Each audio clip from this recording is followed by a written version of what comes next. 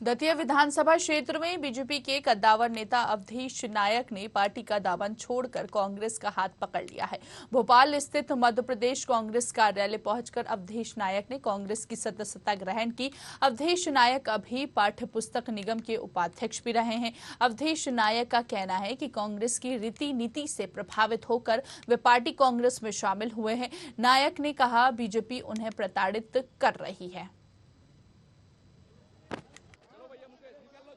कांग्रेस की नीतियों से हमारे पूर्व मुख्यमंत्री माननीय दिग्विजय सिंह जी और पूर्व मुख्यमंत्री पूरे मध्य प्रदेश के लाडले नेता माननीय कमलनाथ जी की नीतियों से प्रभावित होकर और उनके व्यक्तित्व से प्रभावित होकर और हमारे दतिया के महाराज सोड़ा के विधायक कुंवर घनश्याम सिंह जी की विशेष अनुरोध पर प्रेरणा पर मैंने कांग्रेस की नीतियों को स्वीकार करते हुए आज उसकी सदस्यता ग्रहण की है।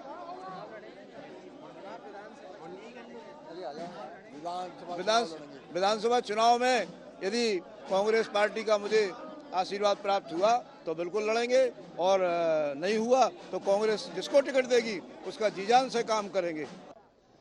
प्रदेश कांग्रेस कार्यालय में आज हजारों की गाड़ियों के साथ हजारों के आज संख्या में बीजेपी के कार्यकर्ताओं ने सदस्यता ली है। अवधेश नायक जी हमारे साथ हैं जो दतिया से आए। सर, आज आपने कांग्रेस का दामन थाम लिया है। बीजेपी के आप हमेशा से समर्थक रहे हैं, कार्यकर्ता रहे हैं, किस कारण से आपको कांग्रेस में आना पड़ा? भारतीय जनता पार्टी अब अटल जी वाली भारतीय जनता पार्टी नहीं बची। भारतीय जनता पार्टी में अब धनबल और बाहुबल को पोषण करने वाले नेताओं का बोलबाला हो गया है। अटल जी की सांप्रदायिक सद्भाव की नीति को भारतीय जनता पार्टी ने त्याग दिया है, छोड़ दिया है और नरोत्तम मिश्रा जैसे तानाशाहों को अपने विधानसभा क्षेत्रों में पूरे प्रदेश में खुलेआम भ्रष्टाचार करने का आमंत्रण सा दिया है, उनको पोषण किया है, उनको खुली छूट दे रखी है।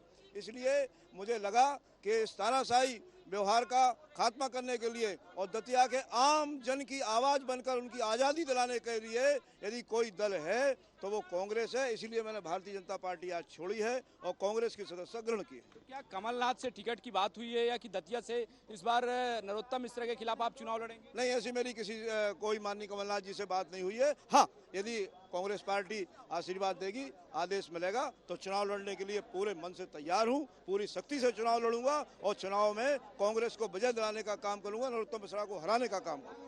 बीजेपी से आप दुखी क्यों हो गए सर? सरकार चल रही है, डबल इंजन की सरकार कहते हैं, मोदी की सरकार, शिवराज की सरकार।